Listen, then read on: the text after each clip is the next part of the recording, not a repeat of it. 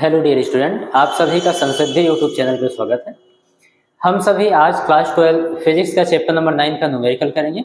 उसमें से 14 न्यूमेरिकल हो गया था, तो 15वां स्टार्ट करते हैं। देखिए आपको दिया क्या गया है, कहा गया है दर्पण सूत्र का उपयोग यह व्युत्पन्न करने के लिए कीजिए कि ऐसे ABCD करके आपको ऑप्शन दिए गए हैं। ये है, ऐसे C है और ये D है।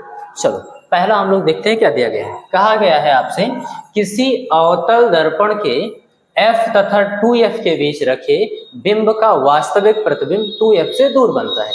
ध्यान ये दीजिएगा, ये सारी चीजें हम लोग रे डायग्राम से समझ चुके हैं कि वस्तु कहां पर होगा तो प्रतिबिंब कहां पर बनेगा। लेकिन आपसे कहा गया है कि दर्पण सूत्र का उपयोग करते हुए आपको किसका उपयोग करना है, दर्पण सूत्र का, जो कि होता क्या था 1/b + 1/u = 1/f। इससे आपको ये चीजें क्या करनी है, व्युत्पन्न करनी है, जो दिया गया है। चलिए स्टार्ट करते हैं। ध्यान दीजिएगा, आसान है, बस आपको बढ़िया से समझना होगा। हाँ, इस बात को सबसे पहले हम लोग रे डायग्राम से समझते हैं, ज्यादा समझ में आएगा। उसके बाद हम लोग दर्पण सूत्र का उपयोग करेंगे। ध्यान दीजिएगा, आपको दिया गया है किसी अवतल दर्पण के, तो कोई एक ऐसे कॉनकेव मिरर होगा इस प्रकार से। ये हो गया, ये आपका अवतल दर्पण हो गया।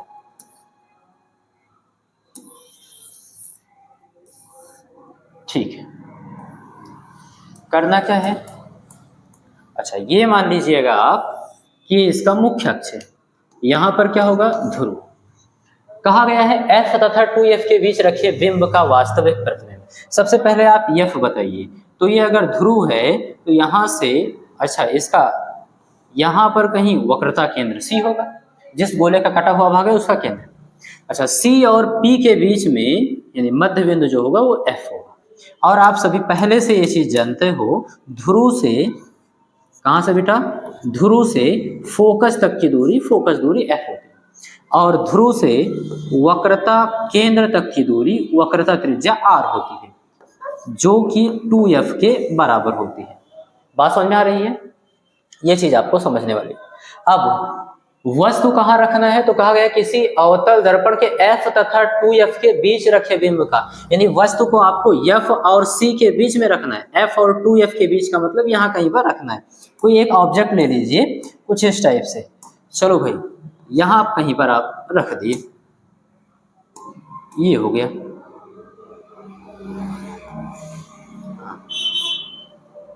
अब यही आपको सिद्ध करना है। सिद्ध क्या करना है बेटा, बिंब का वास्तविक प्रतिबिंब 2F से दूर बनता है, यानी इसका जो प्रतिबिंब होगा पहली चीज वास्तविक होगा, दूसरी चीज 2F से दूर बनेगा। ये आपको सिद्ध करना है। तो रे डायग्राम से तो आप पहले ही समझ चुके हो। कैसे, मान लीजिए इस बिंदु का आप प्रतिबिंब बनाना चाहते हो, तो नियम आप जानते हो पहले से, मुख्य अक्ष के समांतर चलने वाली प्रकाश किरणें दर्पण से परावर्तित होने के पश्चात फोकस से होकर जाती है।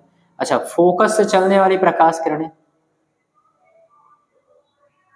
कुछ इस प्रकार, और ये परावर्तित फोकस से होकर जाने वाली प्रकाश किरणें दर्पण से परावर्तित होने के पश्चात मुख्य अक्ष के समांतर हो जाती है। ऐसे कैसे, ये सब आप पढ़ चुके हो पहले।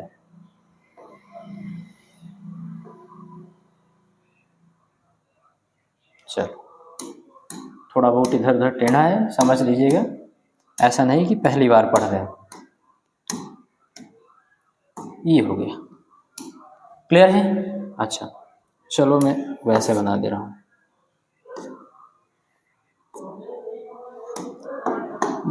मुख्य अक्ष के समांतर चलने वाली प्रकाश किरण दर्पण से परावर्तित होने के पश्चात फोकस से होकर जाएंगे, और फोकस से होकर जाने वाली प्रकाश किरण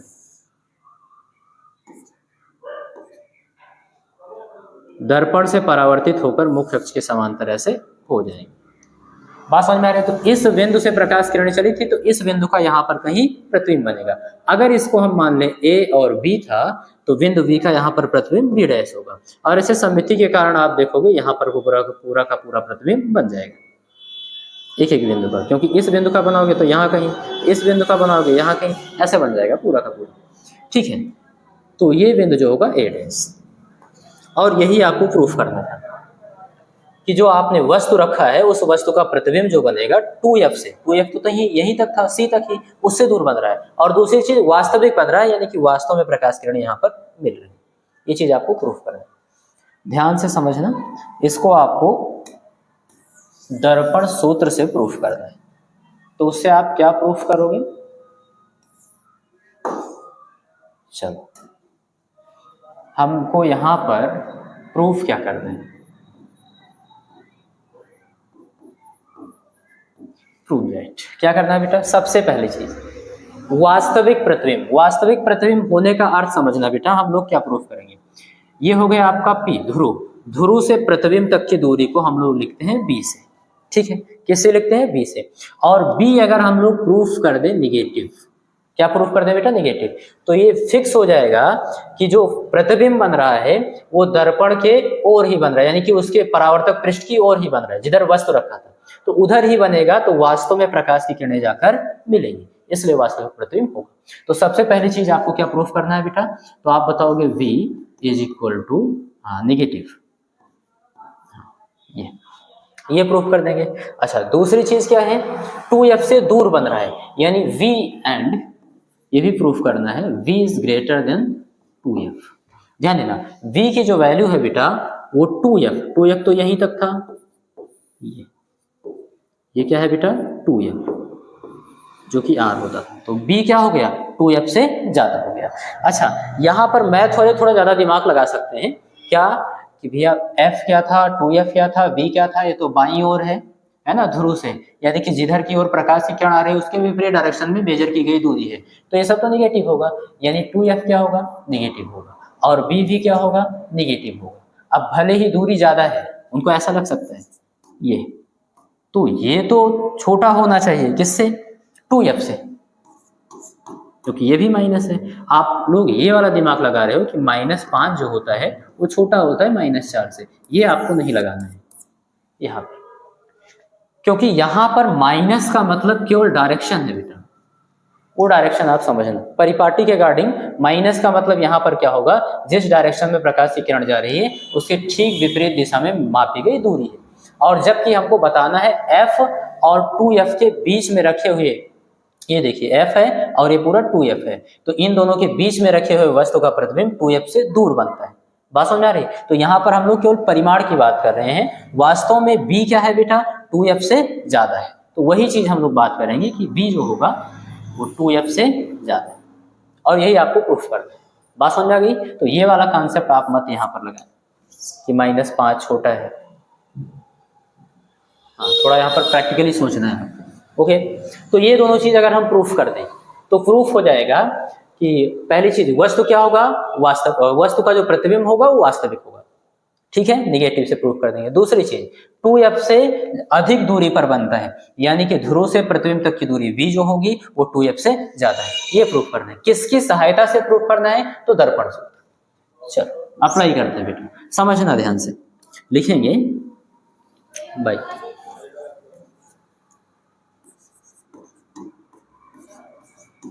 मिरर फार्मूला दर्पण सूत्र से। दर्पण सूत्र है क्या? तो आप बताओगे 1/v प्लस 1/u बराबर 1/f, ये फार्मूला है। लेकिन आप किसके लिए अप्लाई कर रहे हो? अवतल दर्पण के लिए। तो यहां पर हम लोग लिखेंगे फॉर कॉनकेव मिरर। अच्छा, अगर अवतल दर्पण है तो अवतल दर्पण के लिए फोकस दूरी देखो ऋणात्मक होता है। f की वैल्यू क्या होती है बेटा? माइनस, तो यहाँ पर लिखेंगे f is equal to negative, ठीक है? और देखिए बेटा, हाँ, और u तो हमेशा निगेटिव होगा, क्योंकि बाईं ओर ही आपको प्रतिबिंब वो वस्तु रखना है।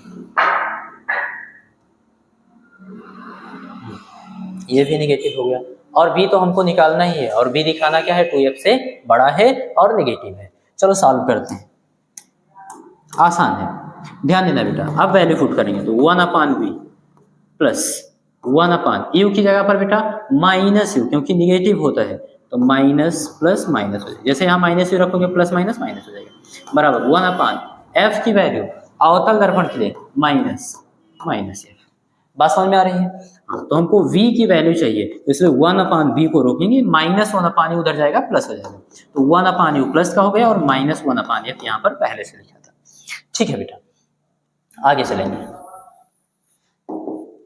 यहाँ पर, तो इसको सॉल्व कर लीजिए। 1/v is equal to, cross multiplication करो, f का गुणा एक में होगा f, माइनस u का गुणा एक में होगा u upon f into u, ये हो गया। विलोमानुपात कर दो बेटा, हमको v की वैल्यू चाहिए, इसलिए v इज इक्वल टू, इधर भी उल्टा हो जाएगा, तो f into u upon f minus u, ये चीज।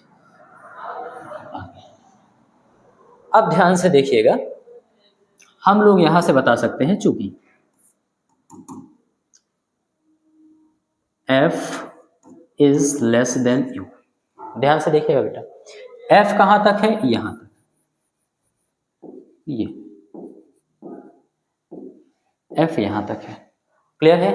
तो f जो है वो u से क्या है, u क्या होगा बेटा, दर्पण के ध्रुव से, दर्पण का ध्रुव यहाँ पर P है और ध्रुव से वस्तु तक की दूरी u, ये होगा। तो आप देख पा रहे हो u क्या है, f से बड़ा है, यानी f क्या हुआ, u से छोटा, तो वही चीज मैंने लिखा है f u से छोटा, जो कंडीशन दिया गया है आपको इसके करनी, अगर छोटा है, इसलिए छोटे में से बेटा हम लोग बड़ा घटाएंगे तो नेगेटिव आएगा, क्या आएगा, ऋणात्मक आएगा, यानी f माइनस u की वैल्यू क्या होगी, माइनस, तो इसलिए अतः स्पष्ट हो जाता है बेटा कि v जो होगा वो नेगेटिव होगा, क्यों, क्योंकि f इंटू यू, ये तो पॉजिटिव होगा ही, अच्छा f माइनस यू कैसा होगा, नेगेटिव हो गया, तो टोटल जो v की वैल्यू आएगी वो ऋणात्मक आ जाएगी। तो एक चीज तो आपने प्रूफ कर दी कि वास्तविक होगा, प्रतिबिंब कैसा होगा बेटा, वास्तविक होगा, क्योंकि बाईं ओर ही बन रहा है, क्लियर है? ओके, तो वास्तव में प्रकाश की किरण जाकर मिलेगा। अब आपको प्रूफ करना है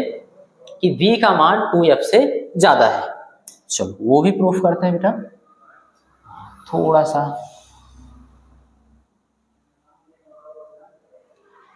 चलो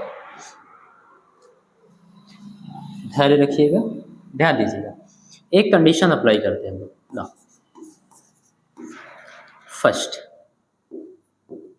यदि अगर हम इस वस्तु को फोकस पर ही रख दें, थोड़ी देर के लिए मान लो कि वस्तु कहां पर है, फोकस पर, तो ध्रुव से वस्तु तक की दूरी क्या हो जाएगी, फोकस दूरी के बराबर हो जाएगी, u बराबर f।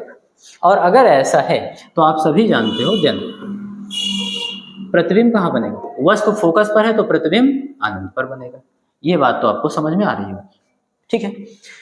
दूसरा कंडीशन, दूसरा क्या कहा था, 2f के बीच में रखें, f और 2f के बीच में रखें, तो पहली बार हम लोगों ने f पर रख दिया। अब दूसरी चीज, अगर हम वस्तु को 2f दूरी पर रखें, ध्रुव से 2f दूरी का मतलब हुआ यहां पर, यानी कि वक्रता केंद्र पर रख दें, ठीक है? तो यदि u हम लोग रखते हैं 2f पर, और अगर ऐसा होता है देन तब प्रतिबिंब कहां बनेगा, तो प्रतिबिंब वही बनता है, जब वक्रता केंद्र पर आप कोई वस्तु रखे थे तो प्रतिबिंब कहां पर बनता था, वक्रता केंद्र पर ही, और उतना ही बड़ा बनता था, वास्तविक बनता था। बात समझ में आ रही है? ठीक है, तो v की वैल्यू क्या हो जाएगी, 2f के बराबर, ये बात समझ में आ रही है। इसलिए यदि v को u यानी वस्तु को हम लोग f से अधिक दूरी पर रखें, यानी u is greater then f, and 2f से कम दूरी पर रखें, इज लेस देन 2f। समझना बेटा, f से क्या करें, अधिक दूरी पर रखें, यानी f से ज्यादा दूरी पर हो गया u, ठीक है? और 2f यहां तक है, c तक, p से c तक की डिस्टेंस, उससे कम दूरी पर रखें, यानी f और 2f के बीच में रखें, देन तब v, बेटा ध्यान देना, जब f दूरी पर रखते थे वस्तु को तो प्रतिबिंब अनंत पर बनता था, कहां पर बनता था, अनंत पर कहीं बनता था, ठीक है? ध्यान से समझना, फिगर देखना, अगर हम लोग वस्तु को f पर रखते थे यहां पर तो प्रतिबिंब कहां पर बनता था, अनंत पर, और अगर हम c पर रखते थे तो प्रतिबिंब कहां बनता था, c पर, यहीं पर। बात समझ में आ रही है? तो जाहिर सी बात है, इन दोनों के जब बीच में रखोगे कोई वस्तु तो यहाँ c यानी कि 2f और अनंत के बीच में बनेगा प्रतिबिंब भी, तो वही तो आपको प्रूफ करना था। तो v जो होगा बेटा वो क्या होगा, अनंत दूरी से कम दूरी पर होगा, अनंत से क्या होगा, कम दूरी पर, और 2f से क्या होगा, अधिक दूरी पर बनेगा। यही तो आपको प्रूफ करना था, यानी v is greater then 2f, इतने दूरी पर।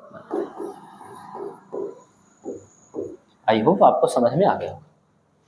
तो पहला कंडीशन आपने क्या किया, व्युत्पन्न कर दिया कि f और 2f के बीच में अगर कोई वस्तु रखा जाएगा तो उसका प्रतिबिंब वास्तविक बनेगा और 2f से अधिक दूरी पर बनेगा।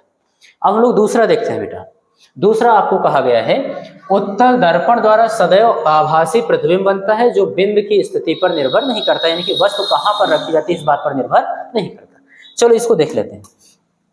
तो सबसे पहले आप क्या करिए, उत्तल दर्पण बना लीजिए। रे डायग्राम से पहले एक बार समझ लीजिए ताकि आपको बढ़िया समझ में आए। ये आपका क्या है बेटा, तो आप बताओगे नहीं, बिल्कुल नहीं। ये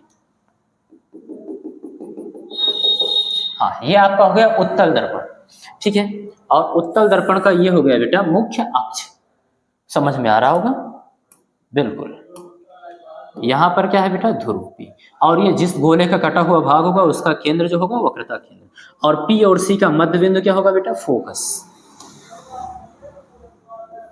F। ये हाँ, अब वस्तु कहाँ रख सकते हो, कहीं भी वस्तु रखो बेटा। अनंत पर रखोगे तो फोकस पर बनेगा, पहले से जानते हो। फोकस और ध्रुव के, अनंत और ध्रुव के बीच में कहीं रख दो। सपोज करना बेटा आपके पास कोई ऑब्जेक्ट है, ये ठीक है, ये हाँ। अब इसका प्रतिबिंब बनाकर आप देखिए कहां पर बनेगा। तो ध्यान दीजिएगा, हम सभी जानते हैं मुख्य अक्ष के समांतर चलने वाली प्रकाश की किरणें, मुख्य अक्ष के समांतर चलने वाली प्रकाश की किरणें दर्पण से परावर्तित होने के पश्चात फोकस से आती हुई प्रतीत होती है, क्योंकि ये कौन सा दर्पण है, उत्तल दर्पण। तो आपको लगेगा कि ऐसे आ रही है। ये हो गया। एक नियम और लगाइए, वक्रता केंद्र की ओर जाने वाली प्रकाश की किरणें कहाँ की ओर बेटा, जो वक्रता केंद्र की ओर जा रही है।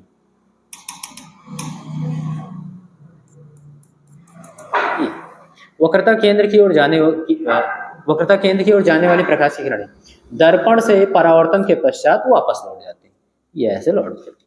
अच्छा, ये दोनों इधर तो कहीं एक दूसरे को काटेंगे नहीं, ठीक है, लेकिन अगर हम इनको पीछे बढ़ाएं तो यहाँ पर मिलती हुई प्रतीत हो रही है, यहाँ पर मिलती हुई प्रतीत हो रही है। तो अगर आपका ये ऑब्जेक्ट AB है तो यहाँ पर आपका एक प्रतिबिंब बनेगा आभासी, बिंदु B से चल रही थी तो यहाँ पर B डैश और यहाँ पर A डैश, तो A डैश B डैश आपका क्या होगा बेटा, प्रतिबिंब होगा।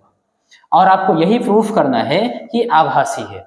और क्या है, हाँ, कहाँ पर आपने रखा है, यानी P से U की स्थिति पर निर्भर नहीं करता, हमेशा आभासी बनेगा चाहे जहां पर रखो। ये आपसे पूछा गया है, ऐसा आपको व्युत्पन्न करना है, कोई बात नहीं। ध्रुव से, ध्यान देना बेटा, ध्रुव से प्रतिबिंब तक की दूरी को आप बोलते क्या हो, V। और अगर हम B प्रूफ कर दें कि पॉजिटिव है, पॉजिटिव होने का मतलब दर्पण के पीछे बन रहा है प्रतिबिंब, तो हमेशा क्या होगा बेटा, आभासी। यानी आपको प्रूफ का क्या करना है, V की वैल्यू धनात्मक। और दूसरी चीज, जो आपका फार्मूला आएगा उसमें U की वैल्यू, अब देखो U कहाँ रख सकते हो, U आप दर्पण के बाईं ओर, उसके सामने ही तो रखोगे प्रतिबिंब को, तो दर्पण के बाईं ओर ही मापी गई दूरी होगी U, यानी U क्या होगा, हमेशा नेगेटिव होगा। तो फार्मूला में आप नेगेटिव रखो और ये हमेशा पॉजिटिव आना चाहिए। बात समझ में आ रही है, यही आपसे पूछा गया है कि U की स्थिति पर निर्भर नहीं करता, चाहे यहाँ रखो चाहे यहाँ रखो, वस्तु को चाहे यहाँ रखो, चाहे यहाँ रखोगे चाहे हर जगह पर रखोगे तो U का मान क्या होगा, नेगेटिव। आपको प्रूफ क्या करना है बेटा, V क्या है, पॉजिटिव, इस बात पे ध्यान देना। तो मुझे लगता है रे डायग्राम से आपने समझ लिया है क्या आपको प्रूफ करना है, ऐसा आपको भी लगना चाहिए। लिखेंगे प्रूव दैट, क्या प्रूफ करना है बेटा, यहाँ पर V is equal to positive सदैव। सदैव का मतलब वस्तु कहीं भी रखा जाए, ठीक है। हम लोग लगाएंगे क्या, फार्मूला, कौन सा, मिरर। ऐसा क्वेश्चन है आपके कहा है, मिरर फार्मूला। अच्छा, मिरर फार्मूला है क्या, 1/v plus 1/u is equal to 1/f, ये फार्मूला है। अच्छा, कौन सा दर्पण है बेटा, तो आप बताओगे, for convex mirror. Convex mirror के लिए, कॉन्वेक्स मिरर के लिए यू तो सबके लिए भैया निगेटिव होगा क्योंकि बाईं ओर ही रखा जाएगा। और कॉन्वेक्स मिरर के लिए फोकस एफ, देखो ध्रुव से फोकस तक की दूरी ये एफ है, जो कि क्या है, दाईं ओर। ध्रुव से कहां पर है बेटा, दाईं ओर, तो ये कैसा होगा, पॉजिटिव होगा। ठीक है, हम लोग कोऑर्डिनेट ज्योमेट्री का साइन कन्वेंशन मान रहे हैं, तो ये क्या हो जाएगा, प्लस। ठीक है, तो उत्तल दर्पण के लिए F क्या होगा, धनात्मक, और U क्या होगा, ऋणात्मक। इसमें पुट कर दो और देखते हैं V की वैल्यू धनात्मक आती है कि नहीं। 1/v, हाँ, U की जगह पर माइनस U रखेंगे तो माइनस प्लस माइनस हो जाएगा, 1/u is equal to 1/f, और F कैसा है, पॉजिटिव, रख लेंगे। Solve it, 1/v is equal to, ये माइनस का उधर जाएगा प्लस, तो 1/f प्लस 1/u। क्रॉस गुणा कराइए बेटा, तो u का गुणा एक में होगा u और f का गुणा एक में होगा f, अपॉन u और f का गुणा होगा तो uf। हमको v चाहिए, तो इसलिए विलोमानुपात कर देंगे बेटा, तो v is equal to v/1 होगा, इधर भी पलट जाएगा uf upon u plus f, ये हो गया। ठीक है, अब आप देख पा रहे हो u इंटू एफ धनात्मक है, u प्लस एफ भी धनात्मक है, इसलिए लिखेंगे स्पष्ट है v is equal to positive. बस यही तो प्रूफ करना था। और u की वैल्यू कुछ भी रखो धनात्मक, यहाँ पर आपको ऋणात्मक ही तो रखना होगा इस फार्मूले में, तो आपने पहले ही रख दिया है। बात समझ में आ रही है, तो u की स्थिति पर भी निर्भर नहीं करता, यही आपको दर्पण सूत्र से आपको समझाना था। चलो b भी हो गया, c नंबर देख लेते हैं बेटा। c नंबर कहा है, उत्तल दर्पण द्वारा सदैव आकार में छोटा प्रतिबिंब दर्पण के ध्रुव व फोकस के बीच बनता है। इसको भी पहले रे डायग्राम से समझिए बेटा, आपको ज्यादा समझ में आएगा। कौन सा दर्पण, उत्तल दर्पण ले लिए। चलो भाई, ये उत्तल दर्पण हो गया, इसके दबे हुए तल पर कलैया पॉलिश कर दीजिए, और ये क्या होगा, तो इसका मुख्य अक्ष होगा। अब आप सब जानते हो बेटा, ये जिस गोले का कटा हुआ भाग होगा उसके केंद्र को हम लोग वक्रता केंद्र, और ये क्या होगा, ध्रुव P, और P और C का मध्य बिंदु जो होगा वो F। बात समझ आ रही। कहा गया उत्तल दर्पण द्वारा सदैव आकार में छोटा प्रतिबिंब, ठीक है, दर्पण के ध्रुव और फोकस के बीच बनता है। कोई भी ऑब्जेक्ट ले लो बेटा, एक समझाता हूं आपसे क्या पूछ रहा है। हाँ, सपोज करिएगा यहाँ पर एक ऑब्जेक्ट है बेटा, ये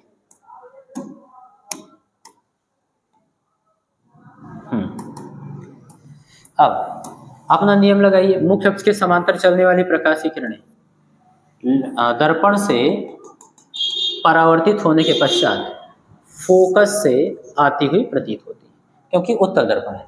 अच्छा, और वक्रता केंद्र की ओर जाने वाली प्रकाशीय किरण ये दर्पण से परावर्तित होने के पश्चात उसी मान पर वापस लौट आती है।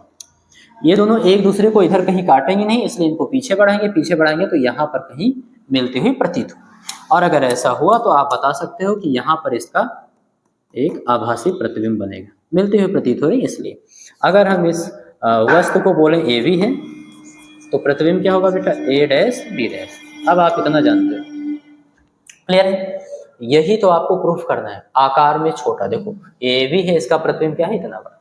तो सबसे पहली चीज आपको क्या प्रूफ करनी है, ध्यान देना।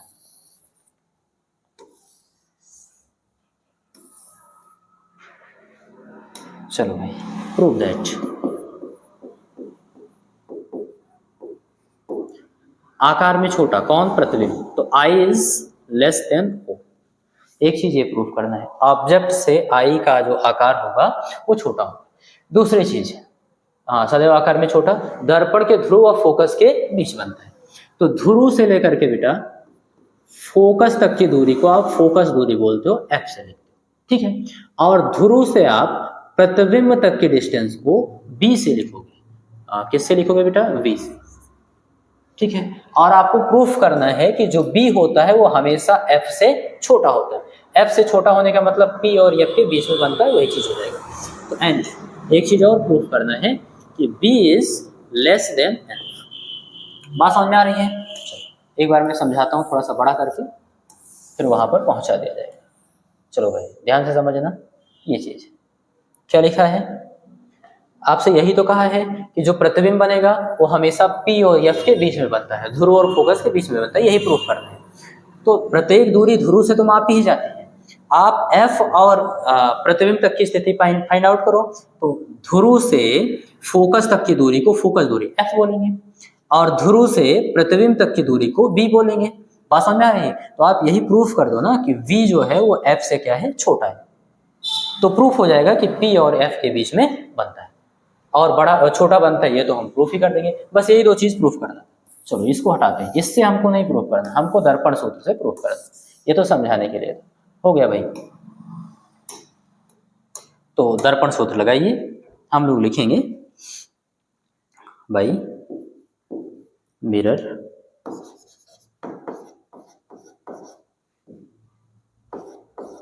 फार्मूला। अच्छा, मिरर फार्मूला होता क्या है? तो 1/v plus 1/u is equal to 1/f। अच्छा, किसके लिए लगा रहे हैं? उत्तल दर्पण। तो क्या लिखेंगे बेटा?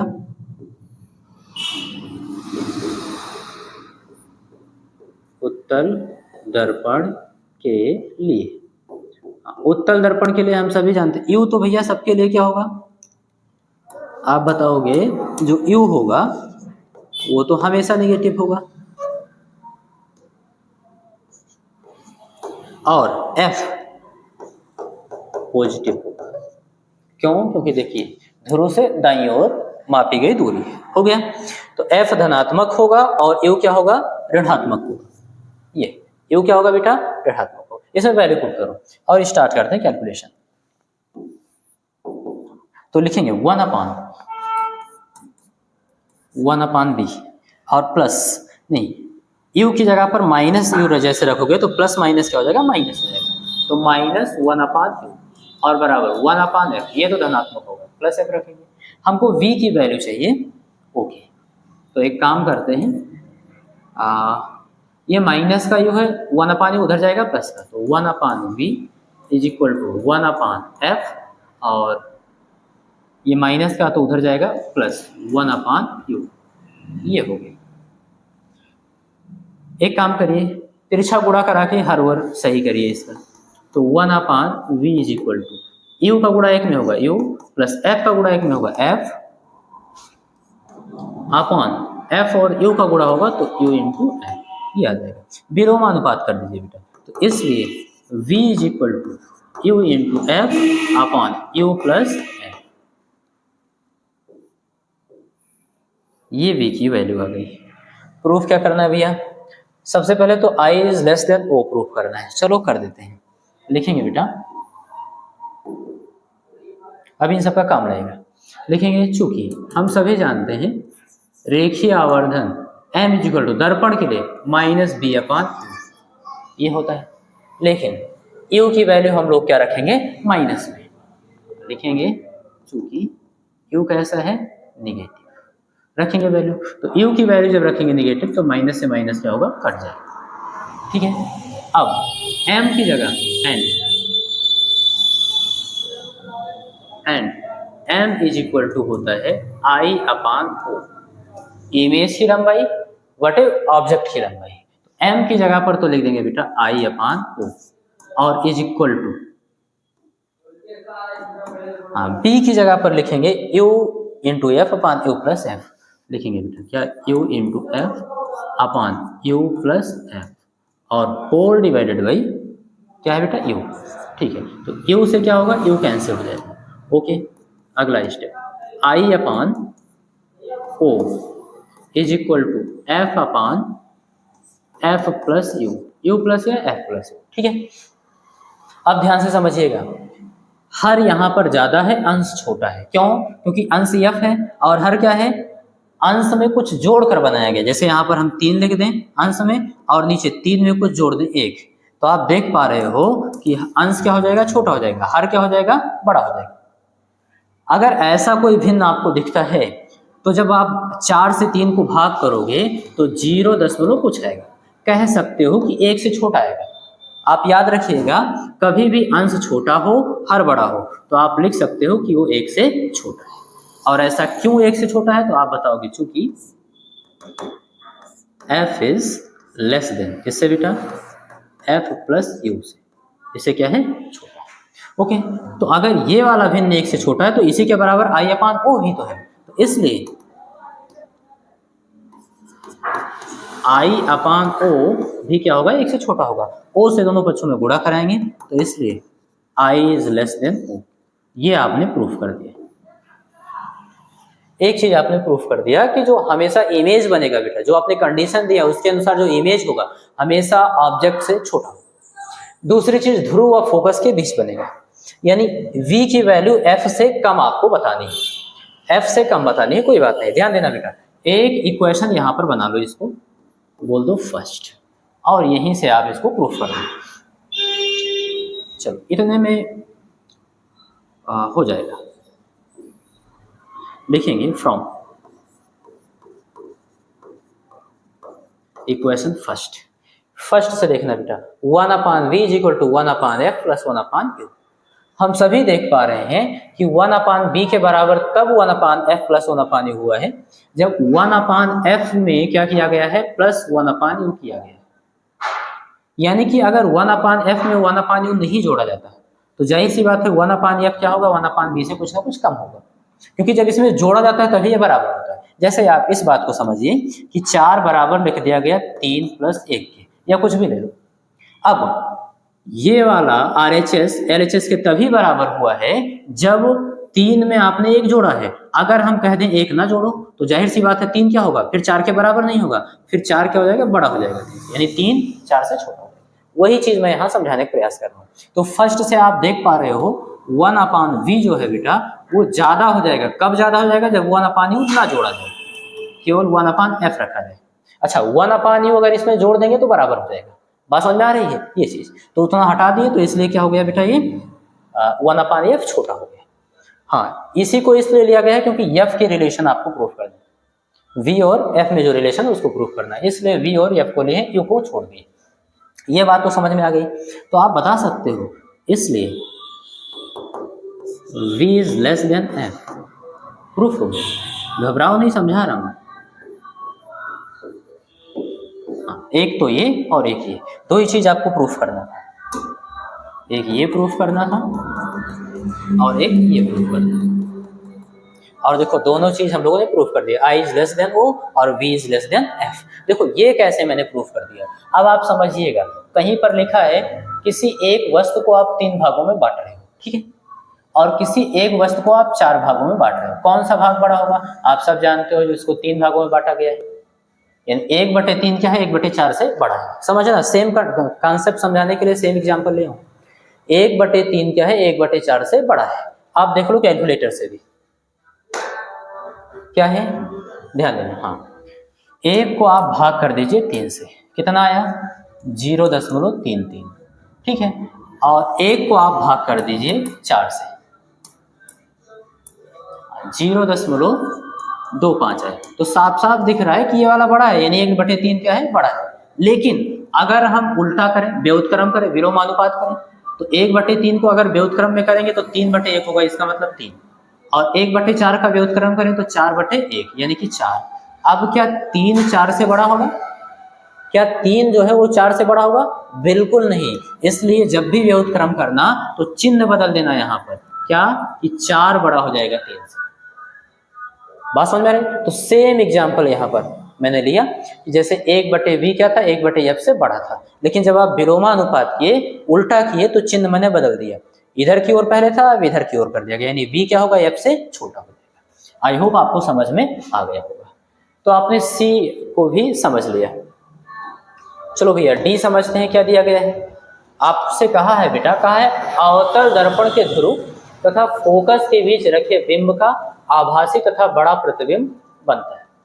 चलो भाई, एक दर्पण आपको दिया गया है अवतल। पहले रे डायग्राम से समझो, आपको ज्यादा समझ में आएगा। ये मैंने रे डायग्राम के लिए दर्पण ले लिया। हाँ भाई, चलो, कौन सा दर्पण है? अवतल दर्पण। तो दबा हुआ तल परावर्तक होगा, उभरा हुए तल पर करिया पॉलिश कर दीजिए।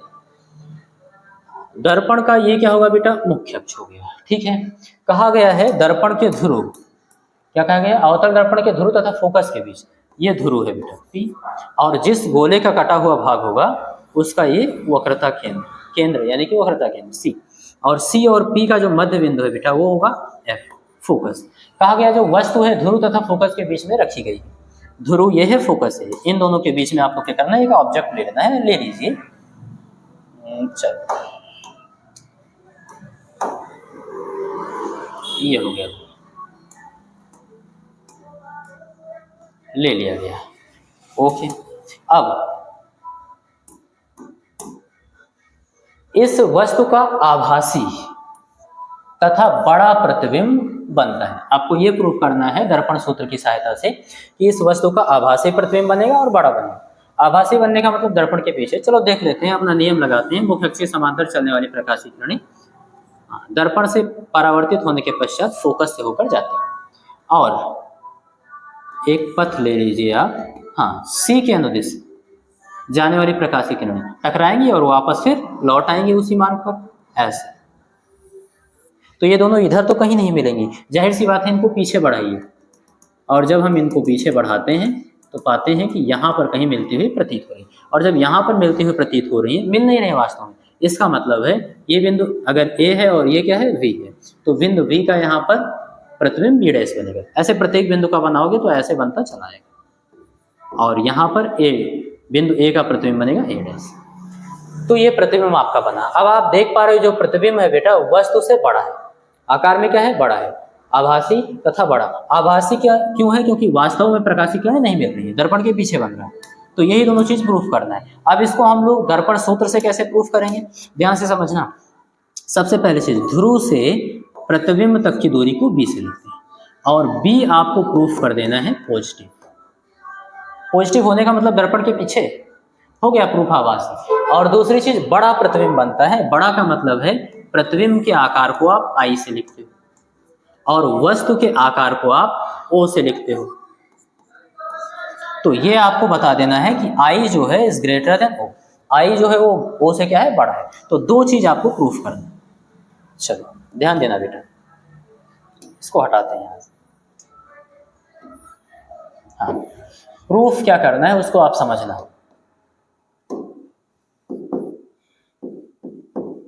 प्रूव दैट क्या कि V is equal to positive and I is greater than O, ये दोनों प्रूफ करना है। हाँ, किसकी सहायता से बेटा? दर्पण सूत्र लगाओ, बाई मिरर फार्मूला। हाँ, मिरर फार्मूला होता क्या बेटा? तो आप बताओगे 1/V plus 1/U is equal to 1/F, यही होता है। अच्छा, किसके लिए हम लोग अप्लाई कर रहे हैं तो आप बता सकते हो,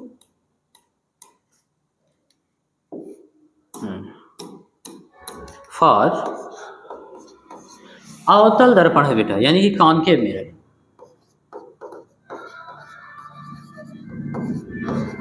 चलो, कॉनकेव मिरर।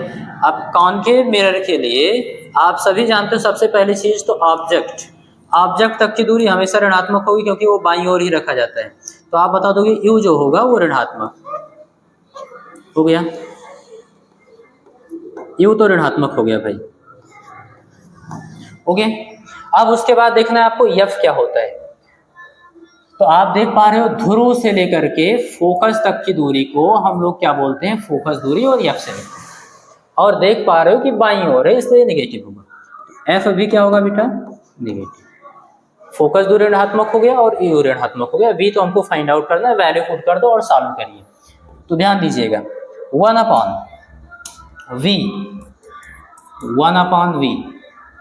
प्लस, ध्यान देना बेटा, यू की जगह माइनस यू रखना होगा, तो प्लस और माइनस क्या हो जाएगा? माइनस। तो यहाँ पर लिखेंगे -1/V बराबर 1/F एफ की जगह पर भी माइनस एफ लिखेंगे, तो माइनस एफ, ये हो गया।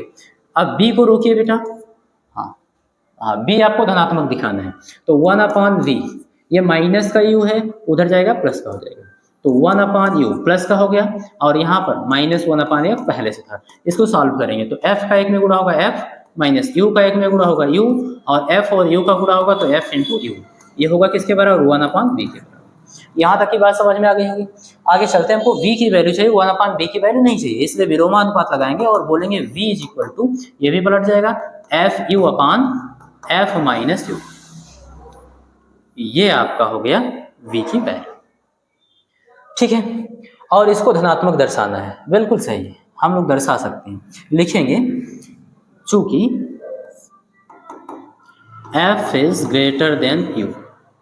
देखिए भाई, रे डायग्राम समझिएगा, ये हो गया दर्पण के ध्रुव से, कहां से, दर्पण के ध्रुव से फोकस तक की दूरी क्या होगी, दर्पण की फोकस दूरी f, और दर्पण के ध्रुव से ऑब्जेक्ट AB तक की दूरी क्या होगी, u।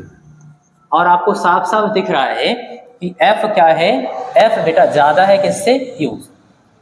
बात समझ में आ रही है। और अगर ऐसा है तो हम लोग बताएंगे, इसलिए f minus u is equal to क्या होगा बेटा, पॉजिटिव होगा, यानी कि धनात्मक होगा, क्योंकि बड़े में से छोटे को घटाओगे तो हमेशा पॉजिटिव मिलेगा, और f इंटू यू तो धनात्मक ही है।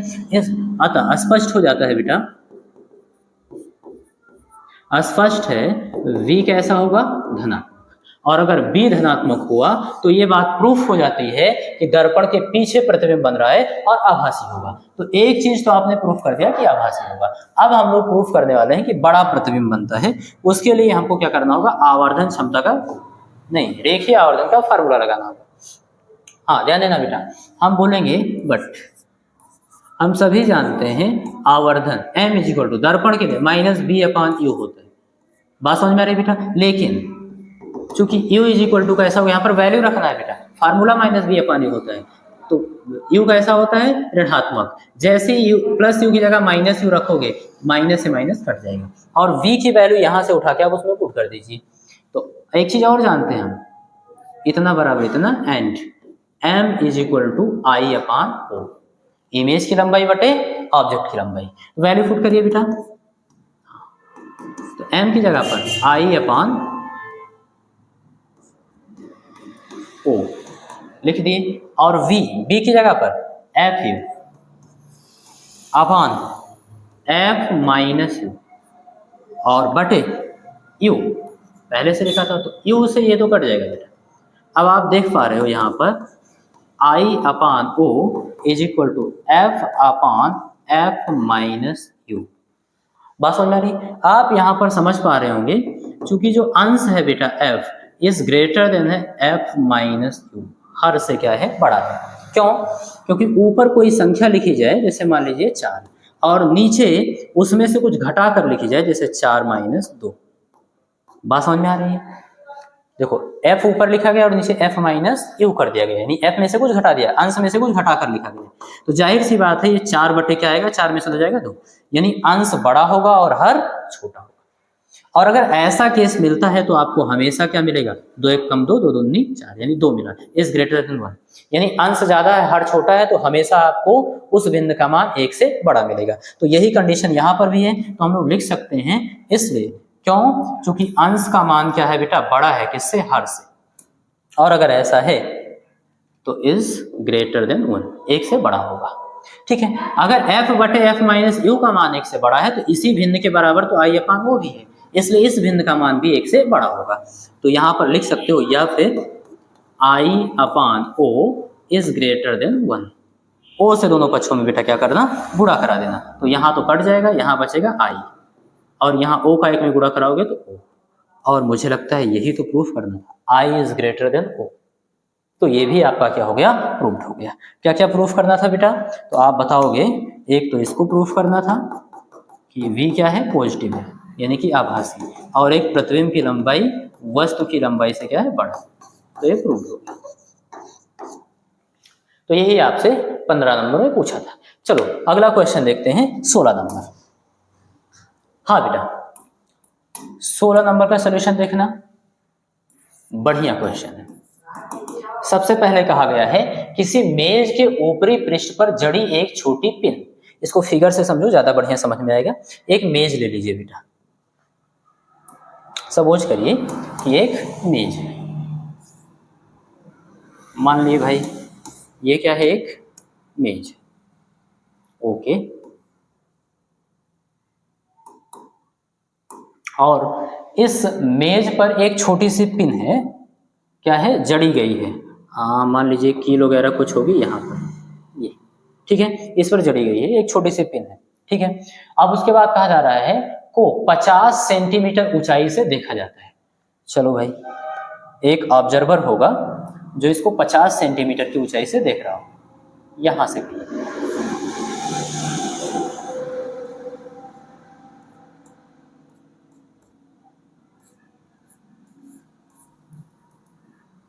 ठीक है, ये ऑब्जर्वर है, कहां से देख रहा है, 50 सेंटीमीटर की ऊंचाई से देख रहा है।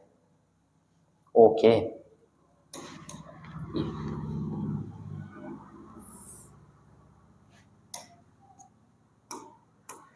बढ़िया से क्वेश्चन को समझना। क्वेश्चन आसान है, अगर समझ में आ गया तो आपको मजा भी आ सकता है। ये हाँ, कितना दिया गया है बेटा, 50 सेंटीमीटर। 50 सेंटीमीटर की ऊंचाई से देखा जा रहा है। ओके, तो यहां पर जो इसकी वैल्यू है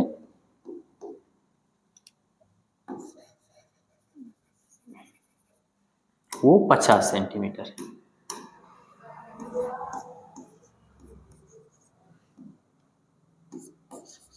ठीक है, देखा जाता है 15 सेंटीमीटर मोटे आयताकार कांच की गुठलियों को मेज के पृष्ठ के समांतर, मेज का पृष्ठ ऐसे होगा, इसके समांतर एक कांच का गुटका रखा जाएगा जिसका मोटाई कितना है, 15 सेंटीमीटर। ठीक है, हाँ, मेज के समांतर, वह नेत्र के बीच में, नेत्र ये हो गया और मेज ये हो गया, इन दोनों मेज के समांतर मेज पर रखा जाएगा और आंख यानी कि नेत्र और मेज के बीच में रखा जाएगा। तो एक गुटका ले लीजिए बेटा, कुछ इस प्रकार से, हाँ, और ये इस पर ऐसे रख दीजिएगा।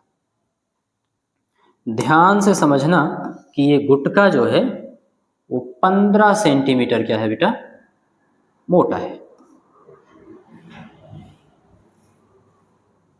चलो मैं समझाता हूं आपको। यहां पर आपका क्या था, एक पिन थी, जड़ी हुई थी, जिसको आप ऑब्जेक्ट बोल सकते हो। ये आपका ऑब्जेक्ट वो है, बात समझ में आ रही है? ठीक है, और ये कांच है, क्या है बेटा, कांच, और इसकी जो आपको मोटाई दे दी गई है वो 15 सेंटीमीटर, 15 सेंटीमीटर दे दिया गया है इसकी मोटाई।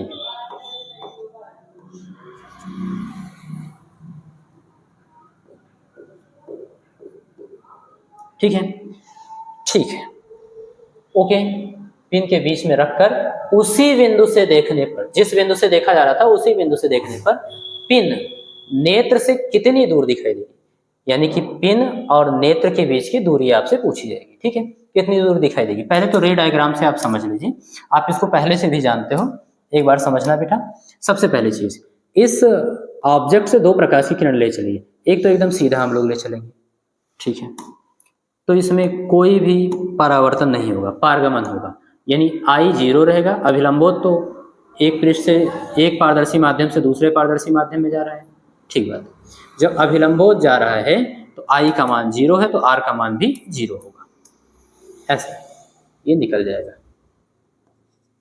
बात समझ में आ रही है? एक प्रकाश की किरण थोड़ा सा तिरछा लेकर चलिए, याद रखना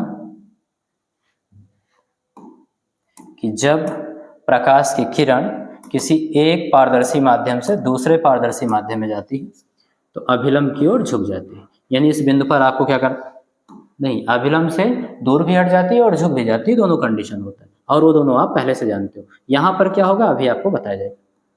यहाँ पर क्या करना है बेटा, हमको एक अभिलंब खींच लेना, मैंने खींच लिया।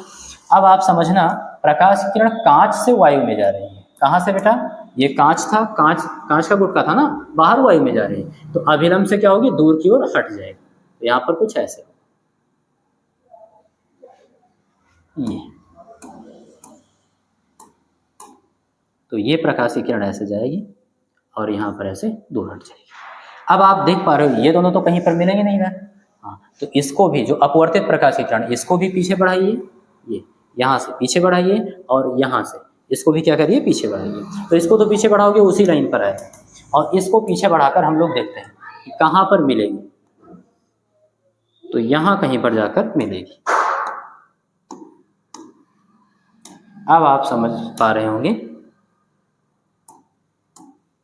ये यहाँ पर ऑब्जेक्ट था, यहाँ से प्रकाशीय किरण चली, बात समझ में आ रही। इस प्रकार से कुछ रे डायग्राम बना, और जब बाहर से देखोगे, वास्तव में तो यहाँ पर ऑब्जेक्ट है, लेकिन जब बाहर से आप देखोगे तो आपको इसका इमेज यहाँ पर दिखाई देगा, आभास होगा, आभासी प्रतिबिंब बनेगा।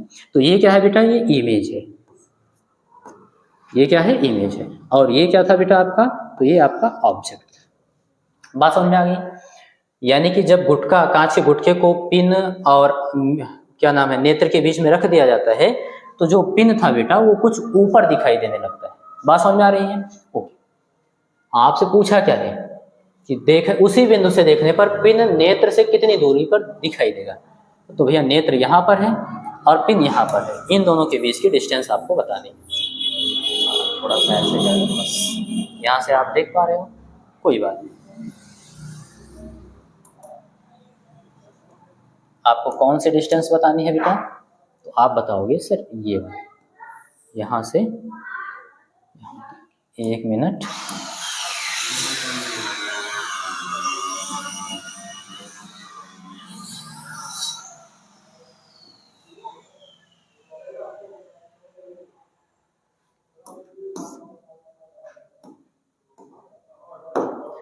ये डिस्टेंस आपको दिख रही होगी।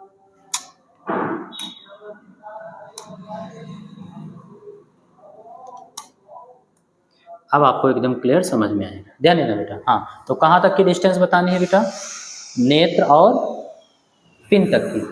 कब बतानी है, जब आपने बीच में गुटका रख दिया ये, और इसको कुछ आप मान लो, यही आपको बताना होगा।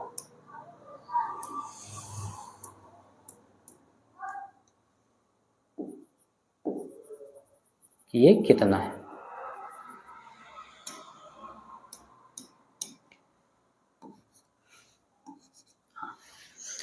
इसको हम लोग क्या मान लें, h मान लेते हैं। लिख दीजिए कि h, और यही क्या है बेटा आपको बताना है फाइनल, याद ये रखना। अब मुझे लगता है आपको चीजें समझ में आ गई। अच्छा, एक चीज आप जानते हो, अगर हम वास्तविक गहराई देखें तो ये होगा 15 सेंटीमीटर। बस तो कांच के भीतर यहाँ पर रखा है 15 सेंटीमीटर, लेकिन ऊपर से देखने पर दिखाई कितना दे रहा है, यहाँ पर दिखाई दे रहा है, यानी ये आभासी गहराई होगा।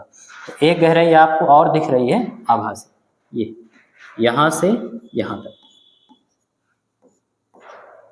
इसको आप बोल सकते हो डी डैश। क्या बोल सकते हो बेटा, ये डी डैश होगा।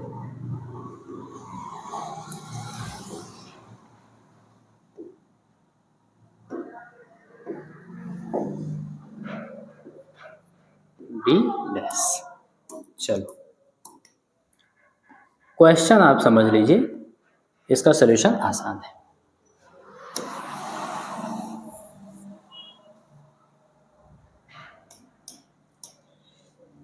चलो भाई इसका सॉल्यूशन देखते हैं।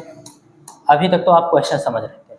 कुल मिला के आपको यश बताना है, उसके लिए आपको क्या करना होगा, ये डिस्टेंस पता करना होगा कि ये कितना है।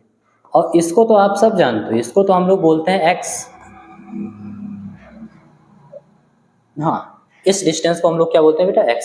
इसको बोलते हैं आभासी विस्थापन, यानी पहले वस्तु यहाँ पर था और अब वो कितनी दूरी पर विस्थापित हो गया है। तो अगर आपको x मिल जाएगा तो आपको यश मिल जाएगा। क्यों, क्योंकि पूरी दूरी 50 सेंटीमीटर है, अगर पूरी दूरी में से हम इतना दूरी घटा देंगे तो आपको यश मिल जाएगा। अब इसका सोल्यूशन देखिएगा, और x ज्ञात करने के लिए आपको पहले डी डैश निकालना होगा। इसके लिए हम सभी जानते हैं, वी नो दैट,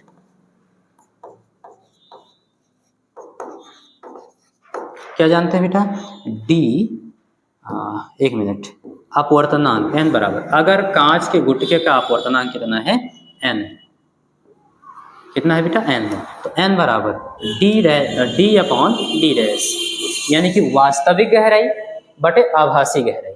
बात समझ में आ रही है? इसको आप पहले प्रूफ कर चुके हो। आपको वैल्यू किसकी चाहिए, तो आप बताओगे डी डैश की वैल्यू चाहिए, ठीक है। तो डी डैश को इधर ले आओ, या फिर डी डैश बराबर, तो ऊपर अंश में क्या है डी, और ये इधर गुणे में रहेगा, इधर आएगा भाग। चलो इसको सॉल्व कर लेते हैं, वैल्यू पुट करेंगे।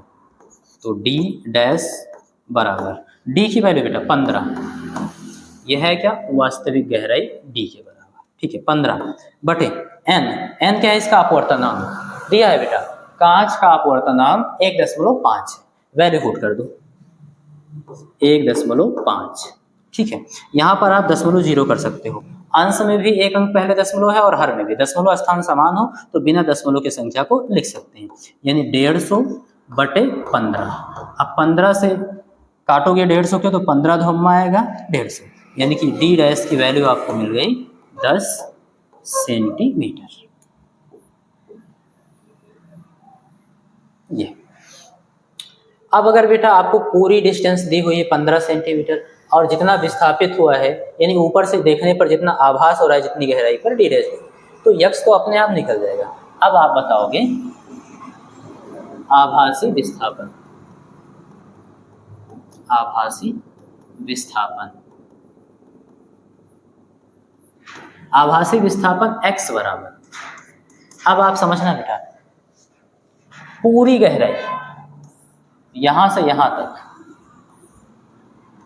15, यानी कि d कितना है बेटा d, यहां पर आपका ऑब्जेक्ट था, ऊपर से देखते हो तो आपको दिखाई कहां देता है, यहाँ पर इमेज, और ये कितना है बेटा, तो ये है डी डैश, बात समझ में आ रही। और जितना विस्थापित हुआ है उसको हम बोलते हैं x, कितना विस्थापित हुआ है। तो दो तरीके हैं, एक तो इन दोनों को जोड़ लो, x प्लस डी डैश किसके बराबर आना चाहिए, ठीक है, और यहाँ से अगर हम x निकालें तो d उधर जाएगा माइनस डी डैश, ऐसे निकाल सकते हो। या फिर पूरी दूरी d है, पूरी दूरी में से अगर हम डी डैश घटा दें तो हमको x मिल जाएगा, पूरी दूरी कितना है बेटा d में से क्या घटा देंगे डी डैश, तो हमको x, यानी कितना विस्थापित हुआ ये चीज हमको मिल जाएगा। चलो और इसकी वैल्यू निकालते हैं, डी की वैल्यू कितना दिया गया है 15 सेंटीमीटर, रख देंगे, माइनस डी डैश की वैल्यू अभी आपने निकाला है 10 सेंटीमीटर, ये भी रख देंगे, और 15 में से 10 जाएगा तो 5 सेंटीमीटर मिलेगा, इतना विस्थापित हुआ। ये भी आपसे नहीं पूछा है,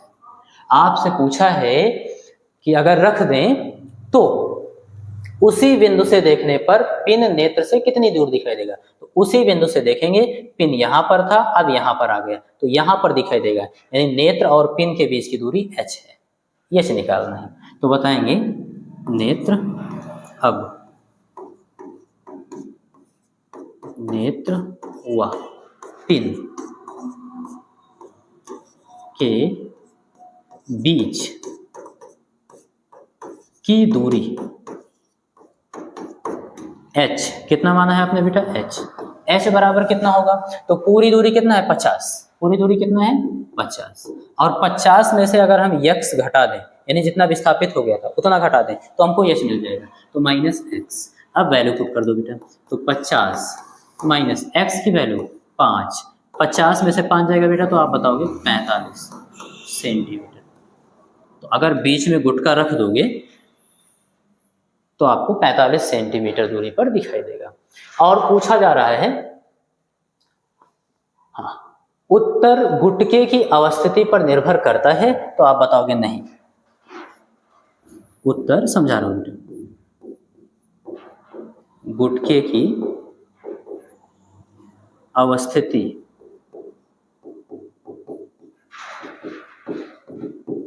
पर निर्भर नहीं करता,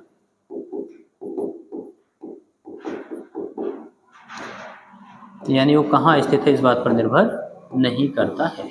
अच्छा कैसे मैंने बताया, तो आप बताओगे अस्पष्ट है, कहाँ से बेटा, रे डायग्राम, यानी कि किरण आरेख, इसको क्या बोल देंगे किरण आरेख, कहाँ से स्पष्ट है बेटा किरण आरेख। देखो स्पष्ट है किरण आरेख से, गुटका आप कहीं भी रखो, बात समझ में आ रही है, लेकिन इतना तो आपको दिखाई ही देगा, क्या नाम है डी डैश, ये x दूरी तक क्या हो जाएगा हमेशा विस्थापित हो जाएगा। तो आपका उत्तर क्या होगा, गुटके की अवस्थिति पर निर्भर नहीं करेगा। तो मुझे लगता है आपको 16 नंबर के क्वेश्चन समझ में आ गया होगा। अब हम लोग 17 नंबर क्वेश्चन का सोल्यूशन देखते हैं। हाँ भाई, चलो 17 नंबर क्वेश्चन पहले पढ़ते हैं, फिर उसको समझते हैं, फिर सॉल्व करते हैं। कहा गया है निम्नलिखित प्रश्नों के उत्तर दीजिए। अच्छा, 2 प्रश्न दिए गए हैं, ठीक है। पहला प्रश्न दिया गया है चित्र 9.28 में अपवर्तनांक, ये आपका चित्र है बेटा 9.28, इसमें देखना अपवर्तनांक 1.68 के तंतु कांच से बनी किसी प्रकाश नलिका, ध्यान ये रखना है, ये जो आपको प्रकाश नलिका दिख रही है वो किसी कांच से बनाई गई है और उस कांच का जो अपवर्तनांक है 1.68 है। ये आपका बेटा ये आपका क्या है, नलिका है, ठीक है। ओ फिर कहा गया है का अनुप्रस्थ परिच्छेद दर्शाया गया है, ठीक है। नलिका का बाह्य आवरण जो क्लैडिंग की जाती है बेटा, बाह्य आवरण, ये इस नलिका के ऊपर का ये आवरण है, इधर भी और इधर भी। जैसे आपके पास केबल होता है, अब केबल पे प्लास्टिक का आवरण चढ़ा होता है, उसको हटाते हो, ठीक इसी प्रकार से ये। अच्छा, आवरण 1.44 अपवर्तनांक के पदार्थ का बना है। सबसे पहले तो आप बता दो, यहाँ पर लिखते चलो क्या कि ये आवरण है, क्या है बेटा, आवरण, और इसका अपवर्तनांक, इसको आप N1 मान लेना, कितना दिया गया है 1.44, ठीक है। और ये आपका क्या है बेटा, तो ये जो है वो प्रकाश नलिका है जो कि कांच की बनी हुई है। अच्छा, इसका अपवर्तनांक बेटा कितना दिया गया है, N2 मान लेना, कितना दिया गया है 1.68, ठीक है। ये हो गया इसका अपवर्तनांक। अच्छा, दर्शाया गया है इसका, ठीक है। नलिका के अक्ष से आपतित किरणों के, नलिका का अक्ष ये आपको दिख रहा होगा, बीच में डॉटेड लाइन व्हाइट कलर की खींची गई है, तो इसको आप बता सकते हो ये नलिका का अक्ष है, नलिका का अक्ष। एक एक चीज बढ़िया समझना, तभी आपको क्वेश्चन बढ़िया समझ में आएगा। नलिका का अक्ष, ठीक है, हाँ, नलिका के अक्ष से आपतित किरणों के कोणों का परिसर, कॉन्सेप्ट समझना, ये सारे कोण नहीं पूछे जा रहे हैं, ये आपका हो गया अक्ष, और इस पर जो प्रकाश की किरण आपतित हो रही है उनके द्वारा जो आपतन कोण बनाया जा रहा है आई, इसका आपको बताना है परिसर। परिसर का मतलब कहां से लेकर के कहां तक। अच्छा, एक कंडीशन दिया है, जिसके लिए चित्र में दर्शाए अनुसार नलिका के भीतर पूर्ण आंतरिक परावर्तन होता है, यानी कि आई का वह परिसर आपको बताना है कि यहां से यहां तक, कहां से कहां तक हम आई का कोण लें, आई का मान लें, जिसके लिए इसके भीतर पूर्ण आंतरिक परावर्तन हो, यानी कि आई डैश का मान इसके क्रांतिक कोण से क्या हो, अधिक हो। कौन से क्रांतिक कोण, तो ये जो आपको पृष्ठ दिख रहा है, किसका, प्रकाश नलिका का और अधिपट्टन यानी आवरण का, इन दोनों के सीमा पृष्ठ पर जो क्रांतिक कोण का मान हो उससे अधिक जब आपतित होगा तभी प्रकाश किरण क्या होगा, उसका पूर्ण आंतरिक परावर्तन होगा। तो आपसे पूछा क्या है, आई का परिसर, यही आपसे पूछा है बेटा, इसका क्या पूछा है, परिसर, ये चीज आपको याद रखना, ठीक है।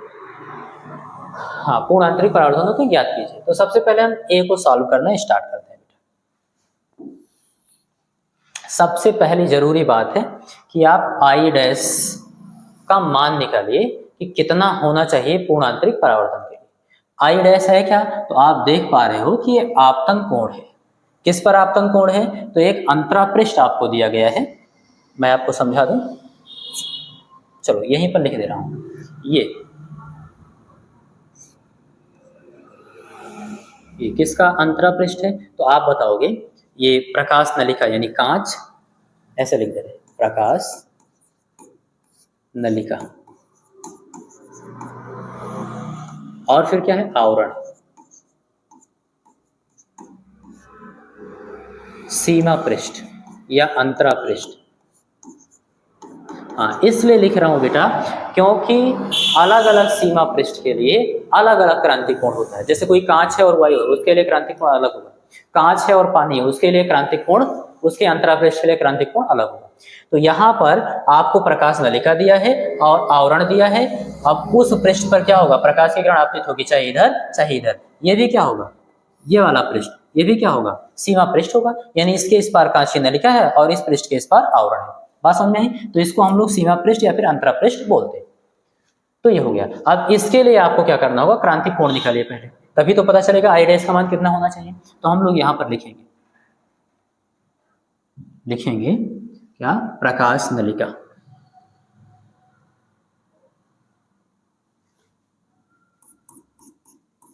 प्रकाश नलिका, ठीक है। और क्या लेंगे, आवरण, सीमा पृष्ठ। प्रकाश नलिका आवरण सीमा पृष्ठ के लिए क्रांतिक कोण, क्रांतिक कोण।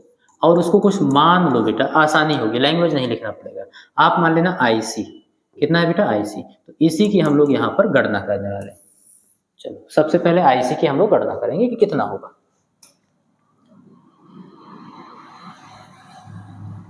चलो भाई समझना।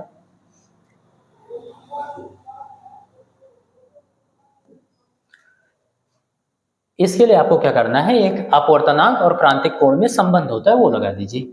होता क्या है बेटा, तो आप बताएंगे साइन क्रांतिक कोण यानी आईसी बराबर 1 बटे अपवर्तनांक। किसका अपवर्तनांक, सघन माध्यम का अपवर्तनांक। किसके सापेक्ष, विरल माध्यम के सापेक्ष। तो n लिख देंगे, जहां पर यहां आपको बताना होगा कि n है क्या। n असल में है विरल सघन, विरल n सघन, ये आपको याद रखना है। यानी कि विरल माध्यम के सापेक्ष सघन माध्यम का अपवर्तनांक। बात समझ में आ रही है। तो अगर ऐसा है तो इसको हम लोग लिख सकते हैं n सघन यानी कि डेंसर अपॉन n विरल। यही आपको क्या करना है, लगाना है, लगा दीजिए, ठीक है। यहीं पर पहले सॉल्व करो। n सघन, सघन माध्यम का अपवर्तनांक, कांच का अपवर्तनांक ज्यादा है, जिसका अपवर्तनांक ज्यादा है वो सघन, जिसका अपवर्तनांक कम वो विरल। तो 1.68 सघन का मतलब बेटा n2 क्या होगा 1.68 अपॉन, चलो यहां पर पहले बता दें n सघन का मतलब n2 है और n विरल का मतलब n1 है, ठीक है। तो ये किसके बराबर था, वो n के बराबर था। और यहाँ पर हमको क्या चाहिए, 1/n चाहिए। तो बटे 1 लिखना और विलोमानुपात कर देना। तो या फिर 1/n, इधर भी पलट जाएगा n1/n2। लो इधर मैंने पूरा सॉल्व कर दिया और इसकी वैल्यू उठा के इसमें पुट कर दो। तो अगला स्टेप बेटा, साइन आईसी बराबर 1/n की वैल्यू आपने निकाल दी। हाँ बेटा देखो 1/n की वैल्यू कितनी है, n1/n2, n1/n2 वैल्यू पुट कर दो बेटा। तो साइन आईसी बराबर n1 की वैल्यू 1.44 बट n2 की वैल्यू बेटा ये 1.68। हाँ दशमलव स्थान बराबर है, हटा दो, बिना दशमलव की संख्या को लिख सकते 144/168। 144 को 168 से भाग कर दो। हाँ बेटा भाग करेंगे, हाँ बेटा किसको भाग करना है, तो 144 को हम लोग भाग कर देंगे 168 से। कितना आएगा, तो आप बताओगे 0.8571। बस बात समझ में आ रही, इतना हो गया। ये था क्या, तो आप बताओगे साइन आईसी, इसलिए आईसी बराबर तो साइन इनवर्स कितना होगा 0.8571। इसकी वैल्यू आप टेबल से देखो, मैं यहाँ पर क्या करूँगा, एक गूगल कैलकुलेटर यूज कर लूँगा। हाँ ध्यान देना बेटा, थोड़ी सी जगह चाहिए होगी हम लोगों को इसको लिखने के लिए, एक स्टेप बस ये। चलो भाई कितना, साइन इनवर्स 0.8571। हाँ साइन इनवर्स 0.8571 कितना आएगा बेटा 58.99, लगभग 59 डिग्री। कितना आएगा बेटा, लगभग 59 डिग्री हम लोग लिख लेंगे। यहाँ पर लिखेंगे जो क्रांतिक कोण का मान होगा IC अप्रॉक्सीमेट 59 डिग्री आएगा। चलो भाई ये हो गया। किसके लिए था बेटा? तो आप बताओगे कि ये जो प्रकाश नलिका थी और आवरण था, इनके पृष्ठ के लिए, इनके सीमा पृष्ठ के लिए क्रांतिक कोण का मान 59 डिग्री आ गया। अब जाहिर सी बात है, पूर्ण आंतरिक परावर्तन होने के लिए I डैश की वैल्यू इससे अधिक होनी चाहिए। चलो भाई नेक्स्ट पेज पे चलते हैं।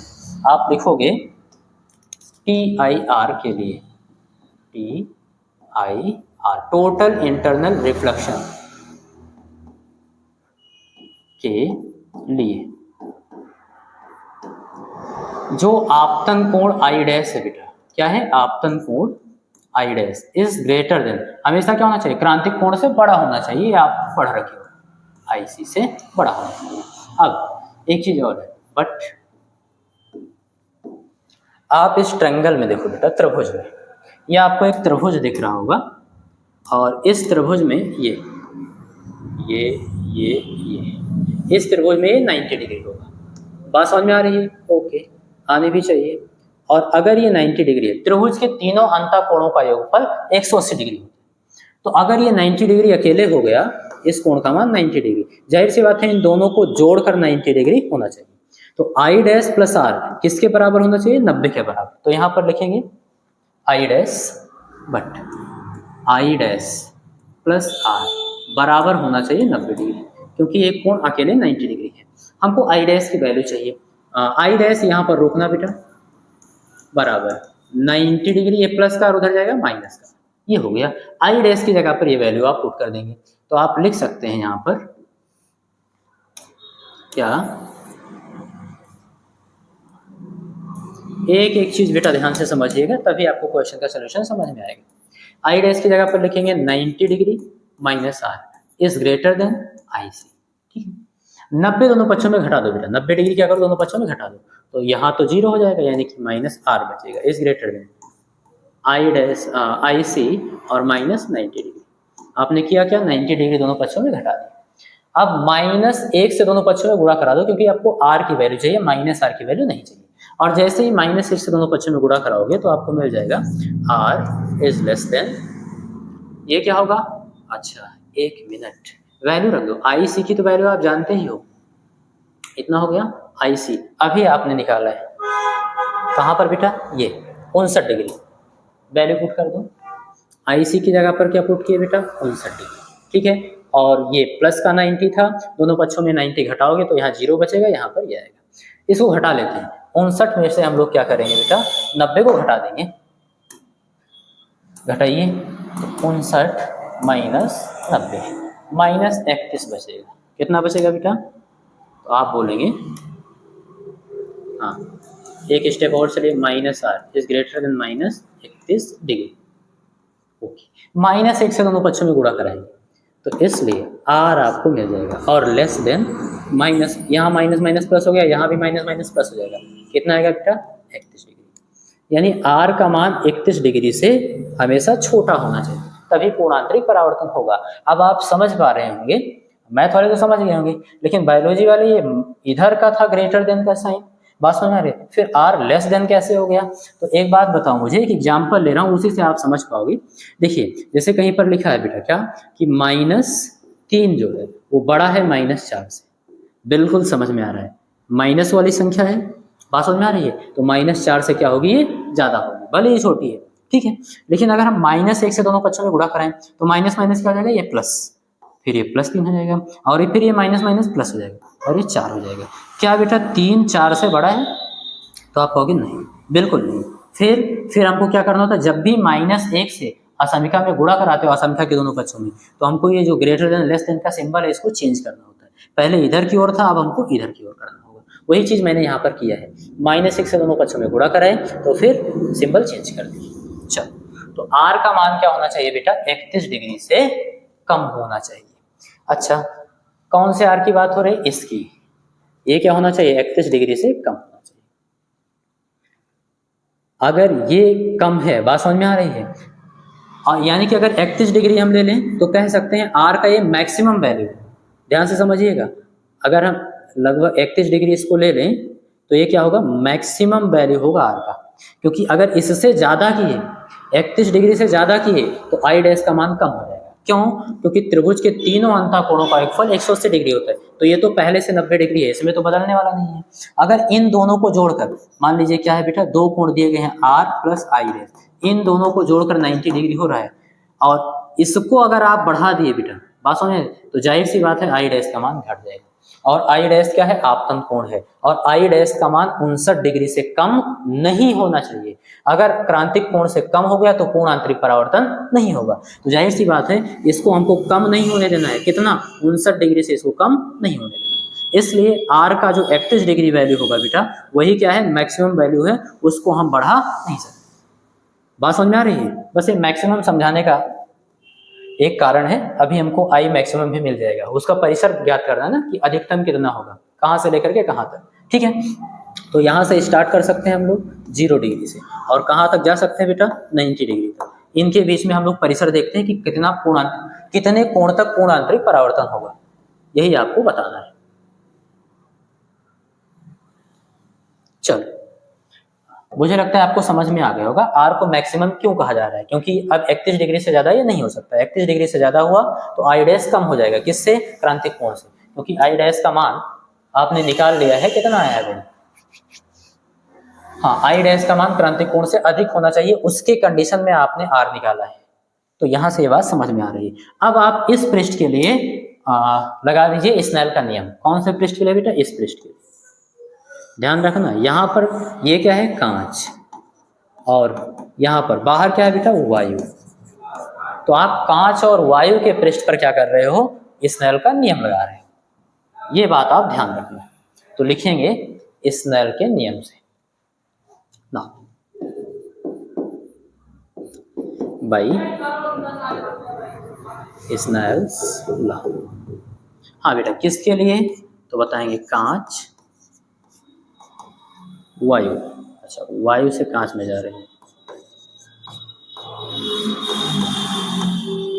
कांच के लिए, ये याद रखना, नहीं तो कहीं भी लगाने लगो। ठीक है, अब आगे देखिएगा होता क्या है बेटा? साइन आपतन कोण बटे साइन अपवर्तन कोण। तो लिखेंगे साइन आपतन कोण आपने आई लिखा है, और साइन अपवर्तन कोण आपने आर लिखा है, और ये किसके बराबर होता है? पहले माध्यम के सापेक्ष दूसरे माध्यम का अपवर्तन। पहला माध्यम वायु है, दूसरा माध्यम कांच है, तो ए एन जी लगा दिए। ठीक है, और यहाँ पर आर क्या था बेटा? मैक्सिमम। आर का मान मैक्सिमम, आपको अगर ये लिख रहे हो 31 डिग्री लिख रहे हो तो ये अधिकतम मान होगा आर का। बाकी सारे के सारे मान क्या होने चाहिए? 31 डिग्री से कम होने चाहिए पूर्ण आंतरिक परावर्तन के लिए। वही कंडीशन लगा के इसको सॉल्व किया। और आर का मान मैक्सिमम होगा तो साइन आर क्या होगा? बढ़ेगा, अधिकतम होगा, इसलिए आई भी क्या होगा? अधिकतम होगा। क्यों? क्योंकि इन दोनों का अनुपात नियतांक होता है। वायु के सापेक्ष कांच का अपवर्तनांक दिया है 1.68, यानी इन दोनों का अनुपात इधर उधर बदलना नहीं चाहिए, कांस्टेंट होना चाहिए। तो अगर आर मैक्सिमम है तो आई भी आपको मैक्सिमम लेना होगा, और उसी की वैल्यू हम लोग निकालेंगे। तो यहाँ से आपको आई का अधिकतम मान मिल जाएगा कि कितने कोण पर हम लोग आपतित कर रहे हैं कि पूर्ण आंतरिक परावर्तन हो। चलिए सॉल्व करते हैं बेटा। हाँ, अब आप सबकी वैल्यू जानते हो, बस आई मैक्स की वैल्यू छोड़कर वही तो निकालना है। तो इसलिए साइन आई मैक्स बराबर ए एन जी, क्या है बेटा? ए एन जी, और इंटू साइन आर मैक्स। चलो वैल्यू पुट कर देंगे बेटा। तो ए एन जी की वैल्यू 1.68, गुड। वायु के सापेक्ष कांच का अपवर्तनांक, और साइन आर मैक्सिमम यानी कि अधिकतम वैल्यू अगर हम 31 डिग्री के, ये बात समझ में रहे, तो आई कितना होगा उसकी वैल्यू रख दिए। अब ध्यान देना, साइन 31 डिग्री की वैल्यू निकालिए और उसमें 1.68 से गुणा कराइए। चलो भाई, साइन 31 डिग्री, साइन 31 डिग्री हो गई। ठीक है, हाँ डिग्री में है, और इतना आया ये, और इसको गुणा कराना है बेटा किससे? 1.68 से। परेशान मत होइएगा, ये सारी वैल्यू आपको दी जाएगी। ठीक है, कितना आया? तो 0.8652।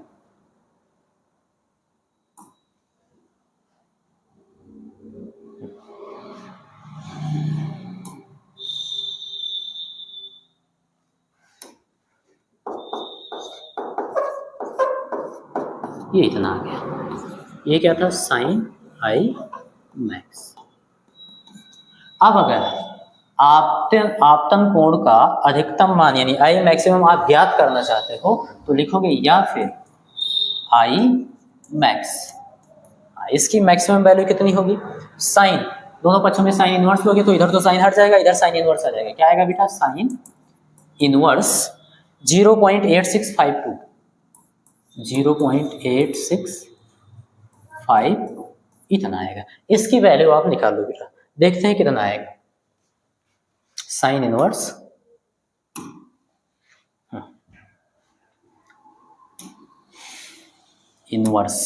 साइन इनवर्स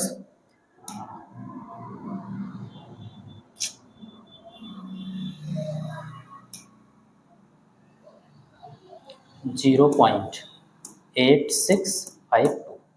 ठीक है भाई, कितना आया 59.9 अप्रोक्सीमेट 60 डिग्री। कितना आ गया बेटा, आप बता सकते हो अप्रोक्सीमेट 60 डिग्री। हाँ, तो आपने कंडीशन कौन सा लगाया था बेटा, टोटल इंटरनल रिफ्लेक्शन के लिए, यानी पूर्ण आंतरिक परावर्तन के लिए आर की वैल्यू निकाले। अधिकतम मान 31 हो सकता है, उससे सारे मान क्या होंगे, कम ही होंगे। बात समझ में आ रही है, ठीक है। और उसके बाद उसी को सॉल्व करके आर की वैल्यू 31 डिग्री रख करके साइन आई निकाला। तो जाहिर सी बात है पूर्ण आंतरिक परावर्तन के लिए आई का अधिकतम मान कितना होगा, 60 डिग्री। क्लियर है, तो यहां पर लिख सकते हैं टी आई आर के लिए। हाँ भाई, पूर्ण आंतरिक परावर्तन के लिए आई का जो परास होगा बेटा वो कितना होना चाहिए, 0 डिग्री से बड़ा। अच्छा, ये आई मैक्सिमम 60 डिग्री है ना, यानी कि आई का अधिकतम मान 60 डिग्री है, जबकि उससे थोड़ा कम ही होना चाहिए पूर्ण आंतरिक परावर्तन के लिए, क्योंकि आर का मान भी 31 डिग्री से कम ही होना चाहिए। तो इसलिए 60 डिग्री ना लिख करके हम लोग क्या लिखेंगे, 60 डिग्री से कम। तो ये परिसर है बेटा, यही आपसे पूछा था कि परिसर बताइए। तो मुझे लगता है आपको समझ में आ गया होगा कि आई का मान, अगर यहाँ पर आई का मान हम लोग कितना रखते हैं, 0 डिग्री, 0 डिग्री से लेकर के 60 डिग्री तक रखते हैं, 0 डिग्री से लेकर के 60 डिग्री तक, तो नलिका के भीतर पूर्ण आंतरिक परावर्तन होगा, ये चीज। अब देखिए बेटा, बी नंबर आपसे क्या पूछा है, यदि पाइप पर बाह्य आवरण ना हो तो क्या उत्तर होगा, यानी आपका उत्तर क्या होगा। चलो देखते हैं, बाह्य आवरण हटा देते हैं, नेक्स्ट पेज पे आओ। अच्छा, ये जो आप सॉल्व कर रहे थे किसके लिए सॉल्व कर रहे थे, तो यहाँ पर बताना आप ए के लिए। किसके लिए बेटा, ए के लिए सॉल्यूशन था। अब हम लोग सॉल्व करने वाले हैं बी के लिए। हाँ, ध्यान से समझना, कहा जा रहा है अगर बाह्य आवरण ना हो, बाह्य आवरण नहीं है तब क्या होगा। चलो फटाफट एक फिगर बना लेते हैं उसी टाइप का। अब इसमें बाह्य आवरण नहीं है,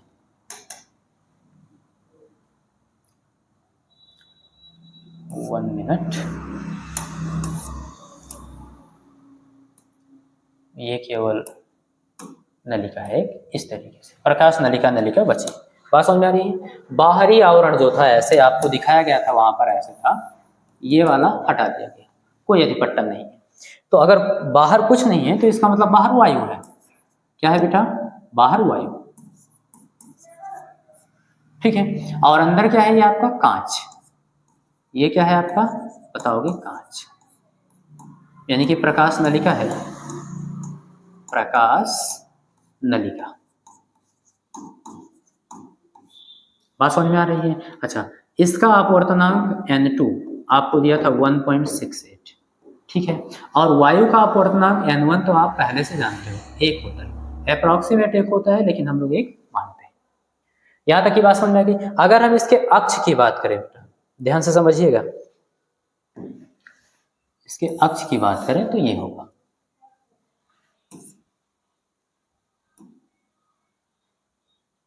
ये अक्ष होगा, ठीक है। और यहां पर क्या था, आपको बताया गया था कि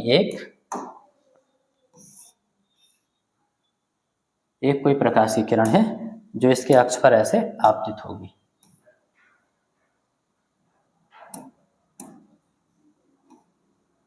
ठीक है। और अंदर पूर्ण आंतरिक परावर्तन। अब देखो, वायु से कांच में जा रही है, कहाँ पर बेटा, विरल से सघन में जा रही है, तो अभिलंब की ओर जाहिर सी बात है झुक जाएगी ऐसे, और ऐसे फिर यहाँ से ऐसे पूर्ण आंतरिक परावर्तन, ऐसे से समझाया गया था। चलो उधर छोड़ो, अब इधर आना बेटा, समझना। इधर आपको एक चीज और दिया था, यहाँ पर ऐसे अभिलंब, यहाँ पर लंब डाल दिया गया था। चलो यहीं तक चीजें हम लोगों को समझनी।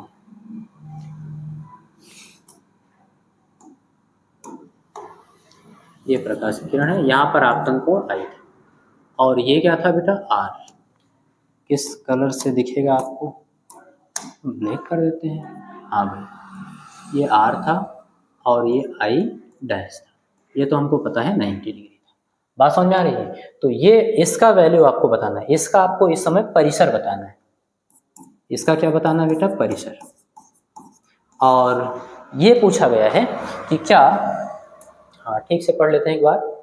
पूछा गया है यदि पाइप पर बाह्य आवरण ना हो तो क्या उत्तर होगा। आपका उत्तर क्या होगा, यानी कि सभी कोणों के लिए जो आपने निकाला है, सभी परिसर के लिए क्या पूर्ण आंतरिक परावर्तन होगा अंदर। चलो एक बार चेक कर लेते हैं बेटा, इसके लिए भी। हाँ, तो सबसे पहले क्या करना होगा, आपको क्रांतिक कोण निकालना होगा। यहाँ क्रांतिक कोण किसके लिए निकालोगे, तो आप बताओगे कि सर यहाँ पर तो बाह्य आवरण मतलब जो विरल माध्यम है वो वायु है, और यहाँ पर सघन माध्यम क्या है, कांच है। इन दोनों का जो सीमा पृष्ठ है वो ये है, तो किसके किसके लिए, कांच और वायु के लिए। यहाँ पर लिखेंगे कांच वायु सीमा पृष्ठ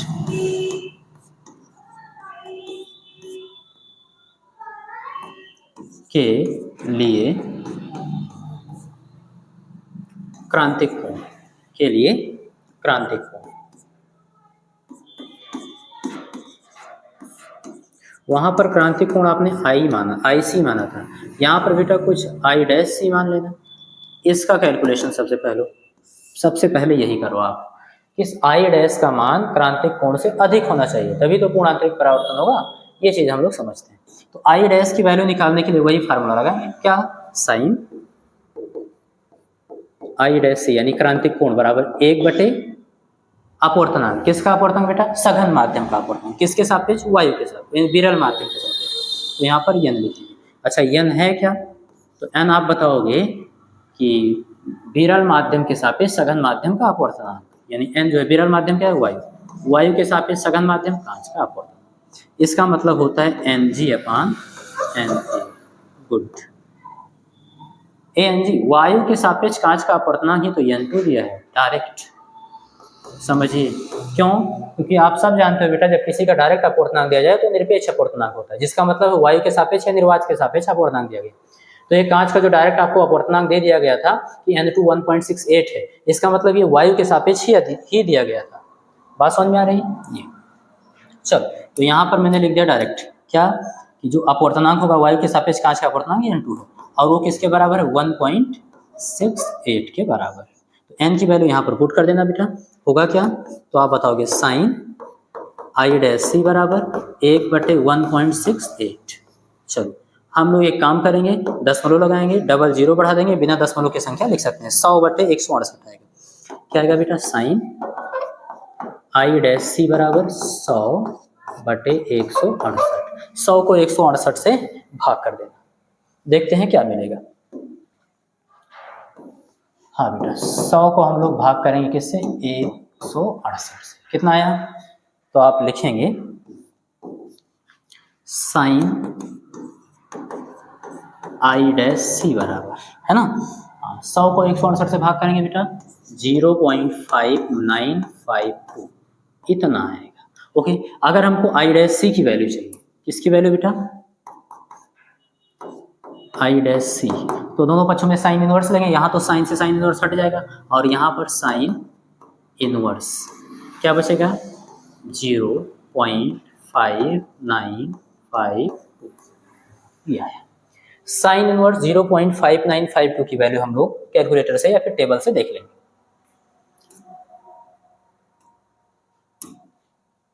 हाँ भाई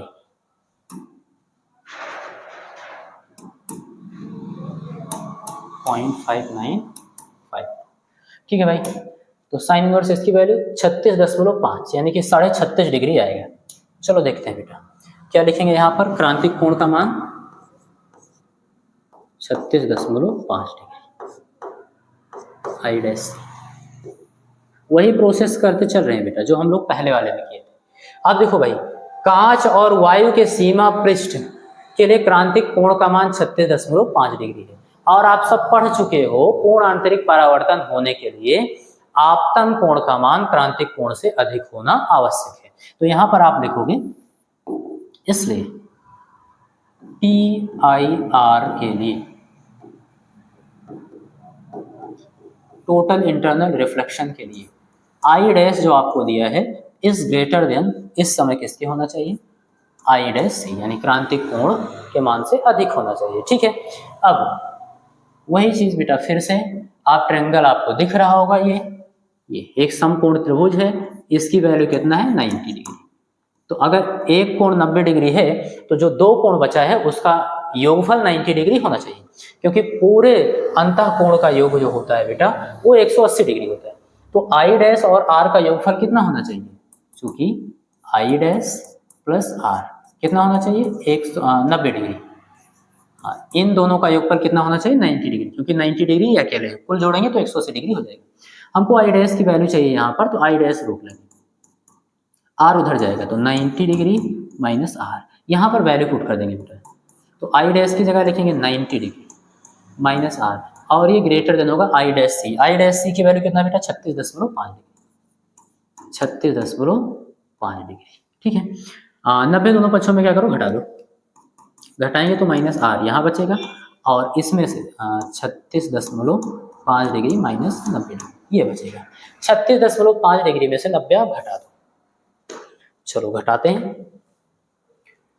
36.5 इसमें से घटाएंगे बेटा कितना 90, कितना आएगा 53.5 डिग्री। तो यहाँ पर लिखेंगे minus r is greater than minus 53.5 degree. हाँ, समझने वाली बात यह है बेटा कि हम लोग -1 से दोनों पक्षों में गुणा कराएंगे, और अभी आपने देखा है अगर हम -1 से दोनों पक्षों में गुणा कराएंगे तो ये प्लस हो जाएगा, ये भी प्लस हो जाएगा, और ये चिन्ह भी बदल जाएगा, ये इज लेस देन 53.5 डिग्री। अभी समझाया हूँ क्यों बदल जाएगा, तो ये तो आपको समझ में आ रहा होगा। यानी आर का मान कितना होना चाहिए बेटा, यहाँ पर आर का मान कितना होना चाहिए 53.5 डिग्री से कम होना चाहिए, किसके लिए, पूर्णांतरिक परावर्तन। यानी आर का अगर हम अधिकतम मान बोले, बात समझ में आ रही, मैक्सिमम मान, तो 53.5 डिग्री होना चाहिए, इससे ज्यादा नहीं होना चाहिए। क्लियर है, तो उससे आप आई मैक्सिमम वैल्यू निकाल सकते हो कि आई का अधिकतम मान कितना होगा। परिसर आपको कहां से कहां तक दिख रहा है बेटा, तो आपको स्पष्ट दिख रहा होगा कि 0 डिग्री से लेकर के यहाँ पर होगा तो 0 डिग्री, और यहाँ पर होगा तो 90 डिग्री। तो ये 0 डिग्री और ये 90 डिग्री, देखो इनके बीच में आपको चेक करना है। बात समझ आ रही है कि आई का इनके बीच में आप चेक करिए कि पूर्ण आंतरिक परावर्तन होगा कि नहीं। देखते हैं, आर आपको मिल गया। अब हम लोग अगर इस पृष्ठ के लिए स्नेल का नियम लगाएं तो आई मैक्सिमम वैल्यू प्राप्त कर सकते हैं। तो लिखेंगे बाय स्नेल नियम,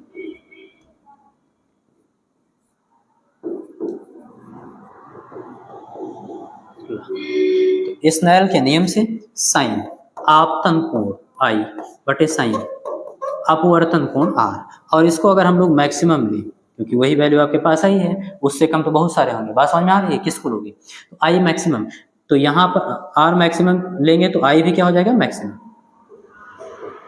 क्योंकि अगर साइन आर बढ़ रहा है तो साइन आई भी बढ़ना चाहिए, क्योंकि इन दोनों का अनुपात नियत होता है।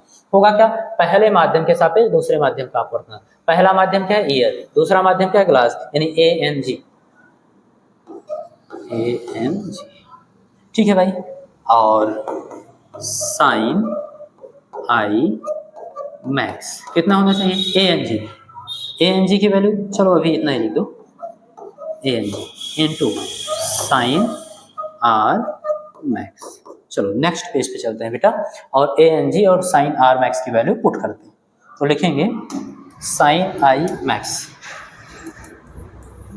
साइन आई मैक्स कितना होगा बेटा, ANG यानी वायु के सापेक्ष कांच का अपवर्तनांक 1.68 दे रखा है, और इनटू साइन आर मैक्स की वैल्यू अभी आप निकाले हैं 36.5 डिग्री, कितना है? हाँ, आर मैक्स की वैल्यू बेटा हाँ 53.5 डिग्री, यानी 53.5 डिग्री, 53.5 इतना हो गया भाई। तो 53.5 डिग्री की वैल्यू निकालिए और उससे 1.68 में मल्टीप्लाई करिए। चलिए ध्यान दीजिएगा बेटा, 53.5 तो साइन 53.5 डिग्री हो गया, इसकी वैल्यू इतना आया। इसमें गुणा कराना है बेटा किससे? 1.68, कितना आया? अरे 1.35।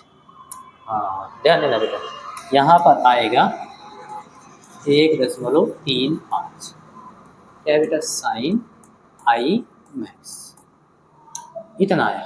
आप लिखोगे जो कि यहाँ पर लिखोगे इज ग्रेटर देन 1, एक से बड़ा आ गया, 1.35 का मतलब एक से बड़ा, और आप लिखोगे जो कि असंभव है। क्यों? क्योंकि साइन का मैक्सिमम वैल्यू जो होता है साइन थीटा का जो मिनिमम वैल्यू होता है -1, जो मैक्सिमम वैल्यू होता है +1, यानी एक से अधिक हो ही नहीं सकता। इसकी जो वैल्यू आएगी साइन थीटा की वो -1 से लेकर के और कहाँ तक बेटा? +1 तक ही होना चाहिए। बात समझ में आ रही है? इससे बाहर नहीं। और यहाँ पर क्या आ गया? 1.35। इसका सीधा सा मतलब क्या हुआ? इसका मतलब ये हुआ अर्थात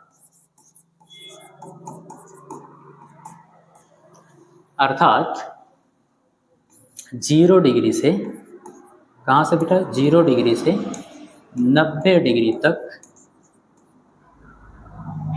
के आपतन कोण के लिए, आपतन कोण के लिए के सभी आपतन कोण के लिए, ये लिखना जरूरी है। ऐसा नहीं कि सबके लिए नहीं होगा, कुछ के लिए होगा। लिखेंगे 0 डिग्री से 90 डिग्री तक के सभी आपतन कोण के लिए पूर्ण आंतरिक परावर्तन नलिका में पूर्ण आंतरिक परावर्तन नहीं होगा। यह बात आप याद रखना बेटा। क्यों नहीं होगा? क्योंकि आपने यही शर्त ही लिया था TIR के लिए, टोटल इंटरनल रिफ्लेक्शन के लिए। देखो पूर्ण आंतरिक परावर्तन के लिए आपने R निकाला और R को रख के आपने क्या किया? I निकाला, और जो कि असंभव दिखा रहा है, एक से अधिक वैल्यू दे रहा है साइन थीटा का। बात समझ में आ रही है? तो इसलिए हम लोग बताएंगे 0 डिग्री से लेकर के 90 डिग्री तक सभी आपतन कोण के लिए पूर्ण आंतरिक परावर्तन नहीं होगा, कुछ के लिए होगा। बात समझ में आ रही है? तो ये आपका 17 नंबर क्वेश्चन